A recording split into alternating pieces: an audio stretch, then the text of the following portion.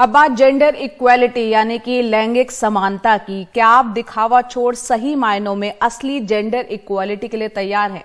देश के कॉरपोरेट्स या कहें इंडिया इंक के भीतर जेंडर इक्वेलिटी एक बड़ी समस्या है और हम सब इस बारे में पहले से ही जानते हैं।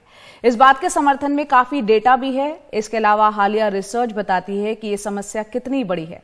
आने वाले दिनों में इस खास सीरीज में हम इन तमाम मुद्दों पर चर्चा करेंगे।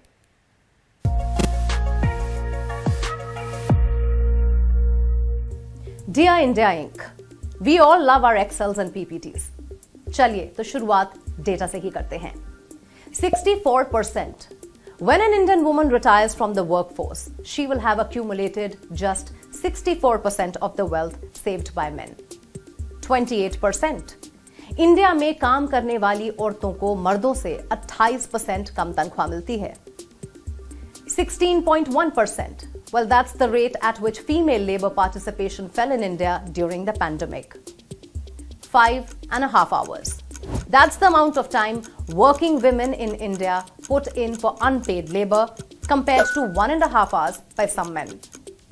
Unpaid labor का यहाँ मतलब रोजमर्रा के घर और बाहर के काम से है। Numbers तो और भी हैं मेरे पास, but let me draw your attention to the latest Women in the Workplace report from McKinsey in partnership with leanin.org.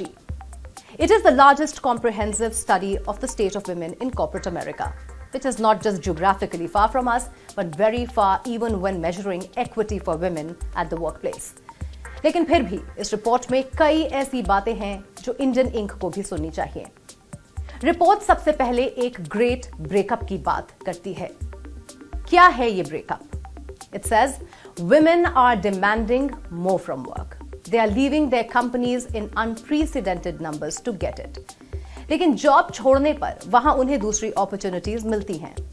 India में भी औरतें जॉब्स छोड़ रही हैं, लेकिन क्या उन सभी के पास बेहतर ऑप्शंस हैं? शायद नहीं। कोविड और उसके बाद हुए इकोनॉमिक स्लोडाउन में कई लोगों की नौकरियां गईं। When employers had to choose between a woman and a man at the same level, they chose the man and sacked the woman. एक बड़ा तबका औरतों का इंडिया और बाहर भी फ्रीलांस अपॉर्चुनिटीज ढूंढ रहा है, लेकिन वो उन्हें फ्लेक्सिबिलिटी तो देता है, but unfortunately does not generate the same amount of wealth. Report आगे कहती है, a vast majority of women prefer remote और hybrid work to being fully back at offices. America में ये इस वजह से भी है कि फ्लेक्सिबिलिटी के साथ साथ औरतों को ऑफिस में होने वाला माइक्रो अग्रेशन, हरासमेंट या सेक्सुअल हरासमेंट नहीं झेलना पड़ रहा। Also true for Indian women. But इस बात को इंडिया में हम जनरलाइज नहीं कर सकते, क्योंकि यहां घर से काम करने का मतलब है घर का भी काम करना। They end up carrying the burden of domestic chores as well as office responsibilities, and in certain cases face domestic violence, which by the way saw a tremendous rise during COVID lockdown. So dear India Inc., please take note. Give Indian women the option to choose.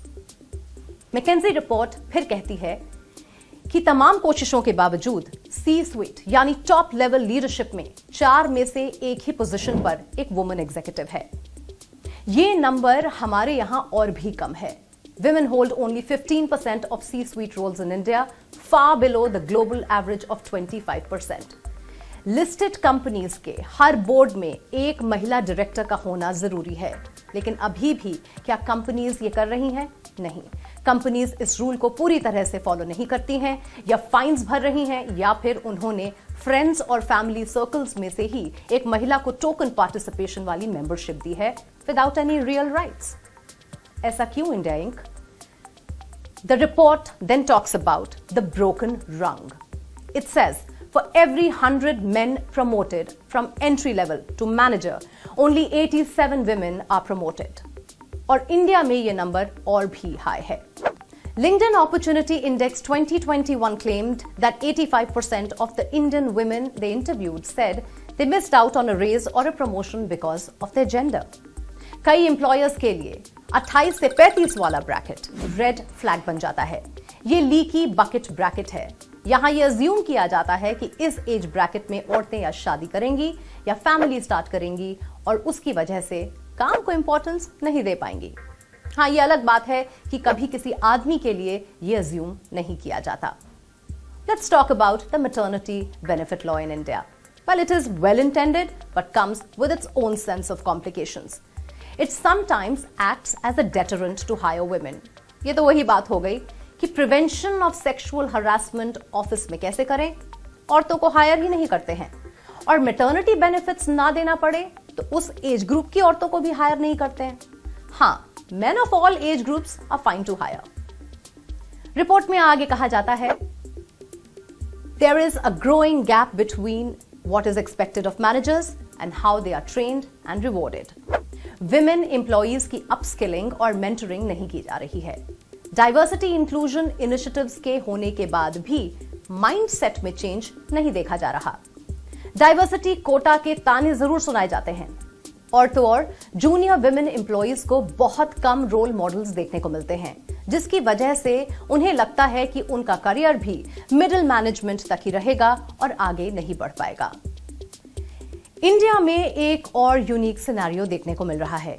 लड़कियां पढ़ रही हैं, higher education में डिग्रियां भी ले रही हैं, बावजूद इसके वर्कफोर्स का हिस्सा नहीं बन रही। Strange, right? तो फिर मेरे इतने सारे ज्ञान का क्या किया जाए?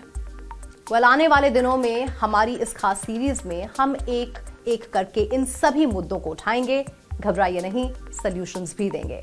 Dear India Inc, it's time now to get your house sorted.